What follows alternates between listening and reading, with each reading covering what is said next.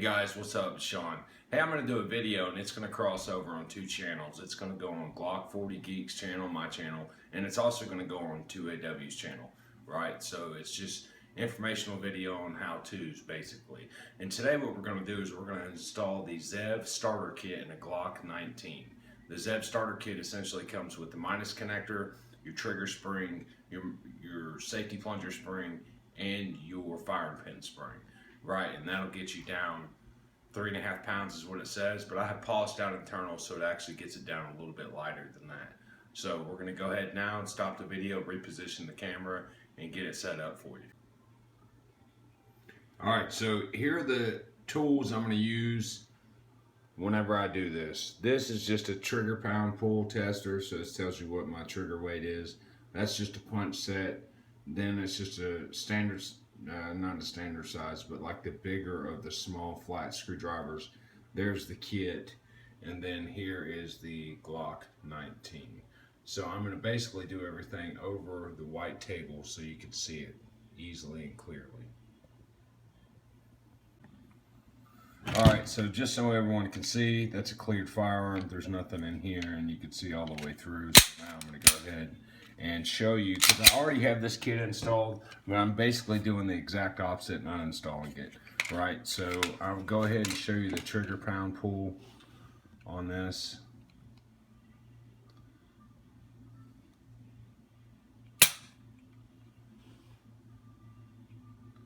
Which we're right about 2.25 pounds there.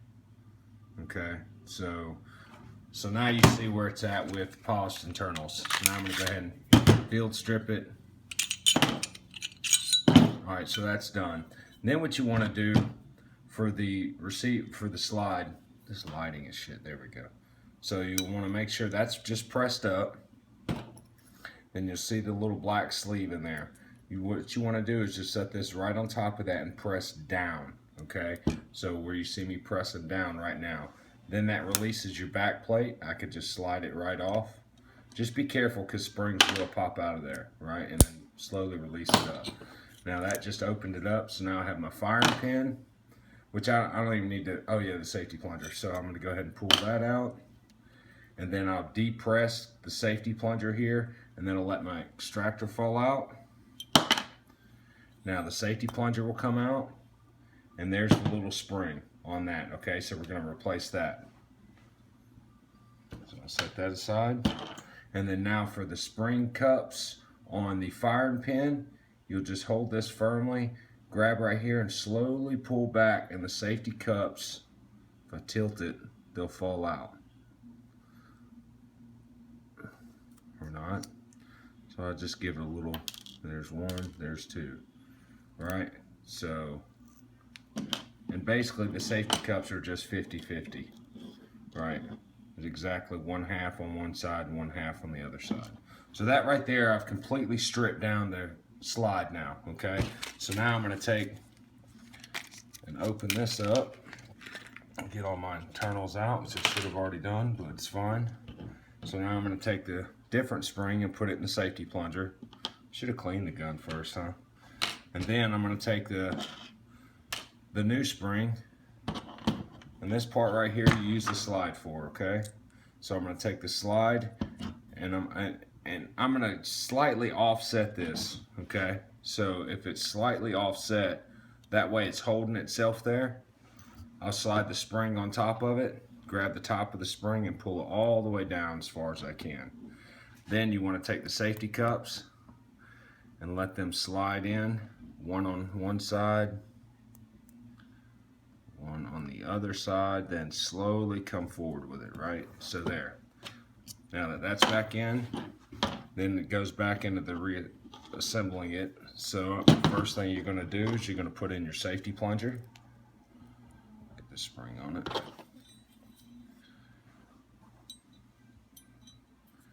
Alright, so once I have that in, then I'm going to press it in. Extractor, drop it in while I'm holding the safety plunger in, then I'll release the safety plunger. Now that's holding that in.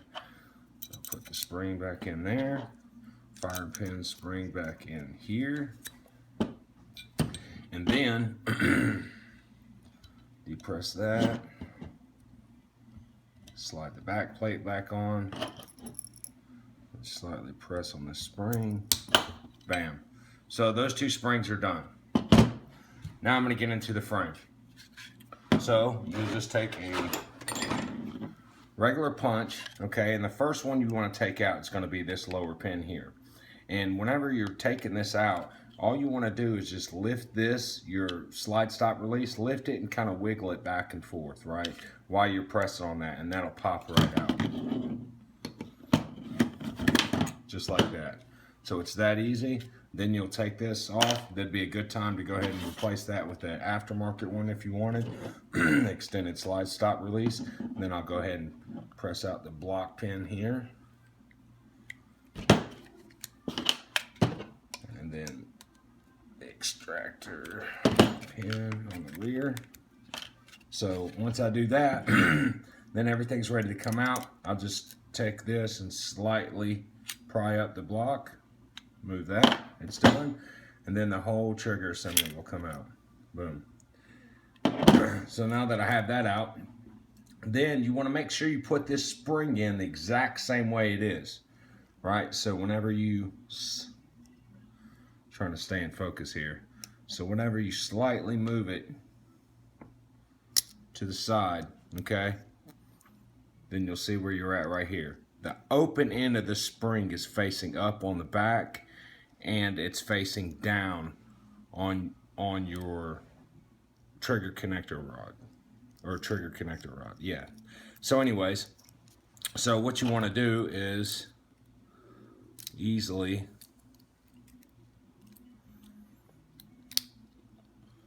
pop that off, and then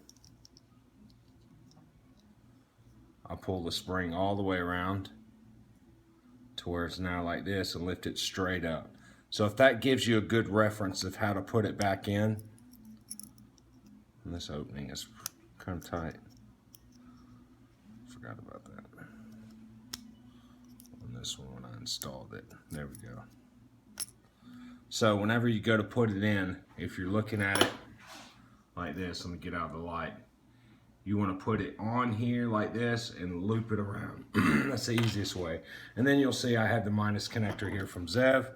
The easiest way to do that is I always just press on the back side right here. There's a little opening where it goes through, just a little bit, and then pry it up here. Now I'm just going to go complete reassemble. Like I said, I'm going backwards. I'm uninstalling this kit instead of installing it. So there's the stock minus connector, or the trigger connector. So I'm going to snap this in, the spring. I'm going to go in with it right here and then flip it around.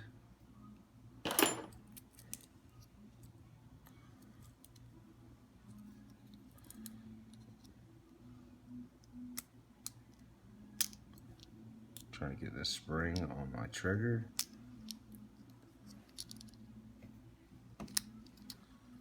So I got that in now. So now I'm just going to put it in here, slightly pull it out, and there. So now that's in. And then from there, drop it right back in as it came out. First thing I'm going to do is I'm going to put in the back pin here. So that's in. Next thing I'm going to do is put it in the block. Next thing I'm going to do is I'm going to put in the block pin. Nope, I'm sorry. I forgot about. I'm sorry. Okay. So then the next thing I'm going to do is I'm going to put the slide stop release in. And it's the same way. You just slightly wiggle it around to get that to go all the way in. No. Damn. I was doing it right. Sorry. I'm trying to hurry and I keep looking at the clock. Alright, so then you want to put the block pin in, okay? Then you want to take your slide stop, put it on. I'm not even going to edit that out. I'm a human, right? I make mistakes. And then get this started. Same thing, just slightly wiggle. Wiggle too much. But get this in. It goes right there.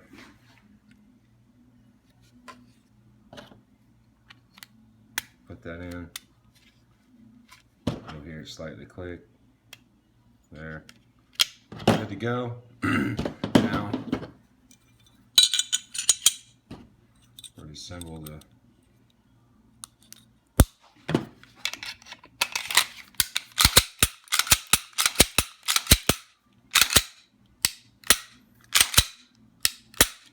Alright, now do my test weight.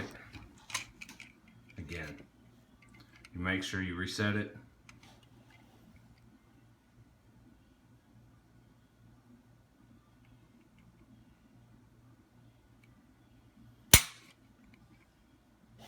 So with pulsing out my internals, I already had a 4-pound trigger. Okay. But now with all the factory parts back in it, I have a 4-pound trigger. And good to go. Hope that helped, guys. As always, have a blessed day. Carry on.